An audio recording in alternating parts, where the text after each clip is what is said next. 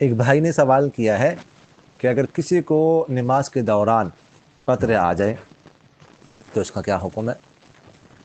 دیکھیں، اگر تو کوئی شخص معذور ہے، معذور جو ہے اس شخص کو کہا جاتا ہے کہ جس کو پوری ایک نماز کے وقت میں اس طرح مسلسل قطرے آ جائے کہ جو 4 رکعت فرض نماز جتنی دیر میں پڑھی جاتی ہے اتنی دیر بھی وقفہ نہ ہو، اس طرح مسلسل آ جائے، پوری ایک نماز کا وقت یہ قطرے گھیر لے، تو ایسا شخص معذور کہلاتا ہے۔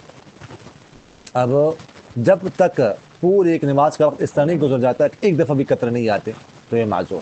اب اگلی نمازوں میں ایک دفعہ بھی قطرے اگر آ گئے تو اس کا عذر برقرار ہے۔ اب ایسے شخص کے لیے حکم یہ ہے کہ وہ نماز کے وقت کے لیے وضو کرے اور اس وضو کے ساتھ ساری نمازیں پڑھیں، تلاوت کرے، قضا نماز، نوافل، سنت، سب۔ اس بیماری سے اس کا وضو نہیں ٹوٹے گا۔ ہاں، کوئی اور ایسی چیز پائی جائے جس سے وضو ٹوٹتا ہے، خون نکلے، پخانہ کر لے، تو اس سے وضو ٹوٹ جائے گا، لیکن اس سے نہیں ٹوٹے گا۔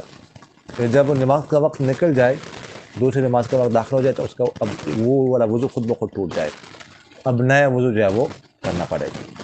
تو اگر کوئی معذور ہے دوران نماز اس کو قطرے آ جائے، ایسا معذور ہے تو وہ وضو، اس کا وضو برقرار ہے، نماز میں کوئی فرق نہیں آیا۔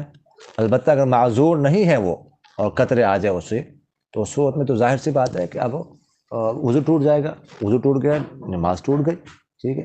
اب کیا کہ اگر انفرادی پڑھ لے نماز تو فوراً جا کے وضو کر، اگر جماعت کے ساتھ پڑھ لے بعض اوقات نکلنا مشکل ہوتا ہے، کبھی صورت میں اس کے لیے حکم یہ ہے کہ اب فوراً یہ نیت کر لے کہ اب نماز میری ختم ہو گئی، اب میں نماز میں نہیں پڑھ رہا۔